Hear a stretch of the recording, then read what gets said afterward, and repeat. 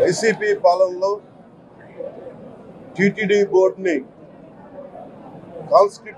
Constitute చేసిన విధానం మేము ముందు నుంచి ఆక్షేపం తెలియజేస్తా ఉన్నాం. ఏ గుడైనా సరే భక్తుల మనోభావాలు దెబ్బతినకుండా, ఆచార వ్యవహారాల్ని నిర్వీర్యం చేయకుండా, అపరాధం వాటిల్లకుండా ముందుకు తీసుకెళ్లాల్సిన అవసరం ఉంది. అది వారి బాధ్యత. సో టీటీడీ బోర్డుని కాన్స్టిట్యూట్ చేసిన వైసీపీ ప్రభుత్వం 2019 నుంచి సంస్కరణల పేరుతోటి, అంతకుముందు చాలా తప్పులు జరిగినాయనే వాటితోటి చాలా మార్పులు చేర్పులు పట్టుకొచ్చారు. స్వామివారి పూజా విధానాలు మార్చేశారు. శ్రీవాణి ట్రస్ట్ అని పేరు పెట్టి దాని మీద 10,000 రూపాయలు టికెట్ పెట్టారు ఒక్కొక్క వ్యక్తికి. ఒక్కొక్క కుటుంబం వస్తే 5 మంది, 4 వస్తే తక్కువ కాకుండా వాళ్ళకి 50,000 రూపాయలు వసూలు చేసి టికెట్ మటుకు, బిల్లు మటుకు 500 రూపాయలకి ఇస్తూ ఉండేవాళ్ళు.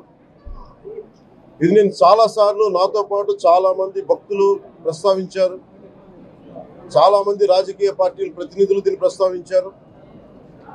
అన్ని పార్టీలు ప్రస్తావిస్తూనే ఉన్నాయి, వెలితి చూపుతూనే ఉన్నాయి. కానీ ఏ రోజు కూడా దాన్ని పట్టించుకున్న పాపాన్ని పోలేదు. అలాగే వైసీపీ పాలనలో అఫీషియల్గా ఆన్ రికార్డ్ 219 గుడుల్ని అపవిత్రం చేశారు. విగ్రహాలని విధ్వంసం కావచ్చు, రథాలు తగలబెట్టడం కావచ్చు, అలాగే 300 పైచిలకు మన దేవాలయాలను అపవిత్రం చేశారు.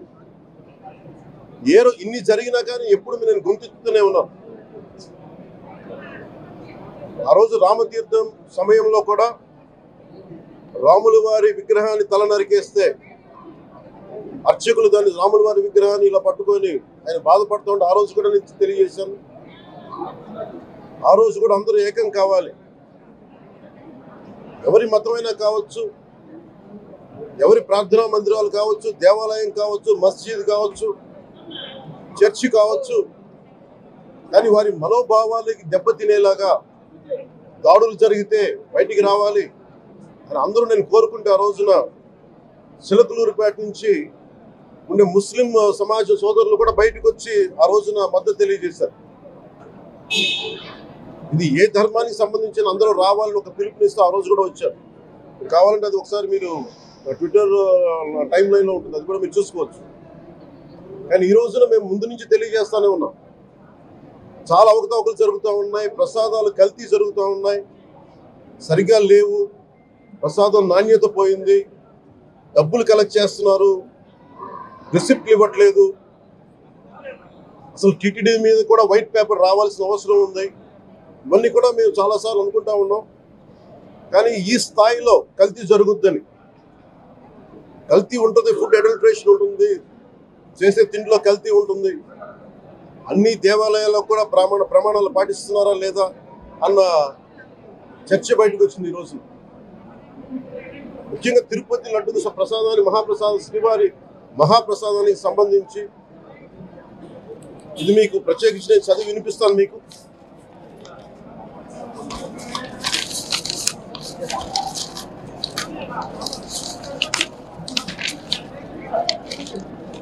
ఈ రిపోర్ట్ ప్రత్యేకించి Centre for Analysis and Learning in Livestock and Food of the National Dairy Development Board వారికి శాంపుల్స్ పంపిస్తే ఇది వాళ్ళు తెలియజేసింది స్టాండర్డ్ వాల్యూ లిమిట్స్ ఎలా ఉండాలి అని వాళ్ళు చెప్పారు. ఏం చెప్పారంటే, pure milk fat shall have a reading between 95.68 to 104.32, but all the ghee samples had values around 20, which means the ghee is highly adulterated. And subsequent table lo సహజంగా నెయ్యిలో స్వామివారికి సహజంగా నెయ్యిలో కల్తీ, వ్యాపారులు కల్తీ చేసేది ప్లాంట్ బేస్డ్ కల్తీ జరుగుతూ ఉంటుంది. అదే తప్పు. అలాంటిది దీంట్లో ప్రత్యేకించి తెలియజేసింది సోయాబీన్ ఉంది, sunflower, olive oil, rapeseed, linseed, wheat germ, maize germ, cottonseed, coconut, palm ఆయిల్తో పాటు fish oil, beef tallow, lot,